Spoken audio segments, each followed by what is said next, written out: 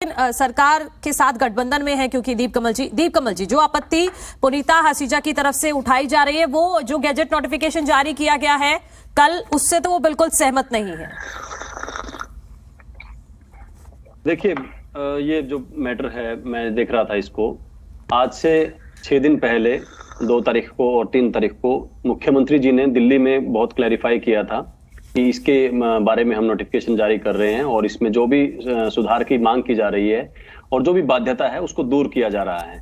तो लेकिन उसके बावजूद भी सरकार पर विश्वास ना करके या फिर इस बात पे अड़ना कि जैसी भाषा में हमको बदलाव चाहिए उसी भाषा में लागू किया जाए और आज ही किया जाए, कुछ ऐसा ही रवैया दिखा है। और उसके बावजूद भी जो धरना चलता रहा और उसमें राजनीतिक लोग भी पहुंचने लगे। मैं मानता हूं कि जब सरकारी शिक्षण संस्थान एक अच्छी खासी कैपिटल इन्वेस्टमेंट के साथ और एक बहुत हैवी रनिंग कॉस्ट के साथ सरकार शुरू करती है तो उन पर अधिकार सिर्फ उन चुनिंदा छात्रों का नहीं है जो वहां पर पढ़ रहे हैं या जो भविष्य में पढ़ने वाले हैं। उन पर असल में अधिकार राज्य की जनता का है, राज्य के लोगों का है। और वहां से जितना टैलेंट निकल कर आता है, जो ट्रेन डॉक्टर निकल कर आते हैं, उन पर भी उनको तैयार करने के पीछे भी पहला मकसद यही होता है कि राज्य में स्वास्थ्य जो सुविधाएं हैं वो सुधरें। और उसी का एक पहलू ये है कि हमारे जो ग्रामीण इलाकों में अस्पताल हैं, छोटे अस्पताल हैं, जो आगे सेकेंडरी और टर्शरी लेवल के हम अस्पताल जिनको बोलते हैं, वहां पर भी जो डॉक्टरों की कमी हमेशा रहती है वो कमी ना रहे।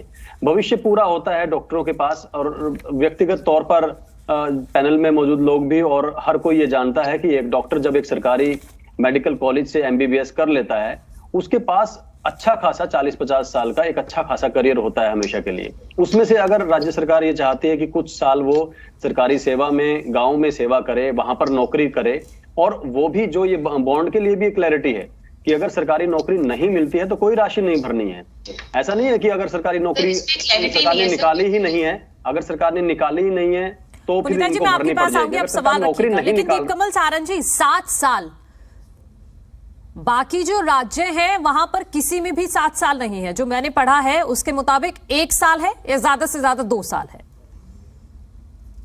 देखिए, ये तो फिर बच्चों को चूज करना है। अगर वो उनको 7 साल या फिर इससे कम साल वाले में जाना है या फिर और ऑप्शन है तो वो जा सकते हैं। इसमें तो कोई ऐसा नहीं है। मेरे ख्याल से हमें जो हित देखना चाहिए वो कुछ हजार स्टूडेंट्स या कुछ हजार डॉक्टरों की बजाय जो करोड़ों की जनसंख्या है, जो उनमें से बहुत सारे ऐसे लोग हैं जो बड़े शहरों में नहीं जा सकते, निजी अस्पतालों की सेवाएं नहीं ले सकते, वहां की फीस नहीं भर सकते, उनके हित को देखना चाहिए। हर कोई यूं चाहेगा कि जो ये कम फीस ली जा रही है सरकारी मेडिकल कॉलेजेस में वो भी ना ली जाए। उसके बारे में तो कभी नहीं कहते कि इससे 50 गुना फीस प्राइवेट कॉलेजेस में ली जाती है, सरकारी मेडिकल कॉलेज इतने सस्ते में क्यों करवा देते हैं। अगर ये चाहेंगे तो वो भी कम करवाना चाहेंगे। अगर संख्या इकट्ठी होकर लोग मांग करने लग जाएं तो फिर तो यही हाल होगा कि जो जिस पक्ष में लोग इकट्ठा हो जाएंगे वही बातें सरकार मानती रहे। फिर आगे मेरे ख्याल से कोई विकास नहीं हो पाएगा, कोई सुधार नहीं हो पाएगा उसमें। मतलब आपने ये भी साफ कर दिया है कि इससे ज्यादा सुधार और सरकार की तरफ से नहीं किया जाएगा, जो आपकी तरफ से गैजेट नोटिफिकेशन जारी किया गया है। इसके अलावा और कुछ इसमें परिवर्तन नहीं होने वाला। मैं कह रहा हूं दोनों पक्ष देखने चाहिए। ऐसा नहीं होना चाहिए कि अगर मरीज धरने पर नहीं बैठ सकते हैं तो मरीजों की तरफ उनकी कोई सुनवाई करने वाला ना हो, या फिर मरीज गलत हो गए, मरीजों की डिमांड, मरीजों की जरूरत गलत हो गई, ऐसा नहीं समझा जाना चाहिए।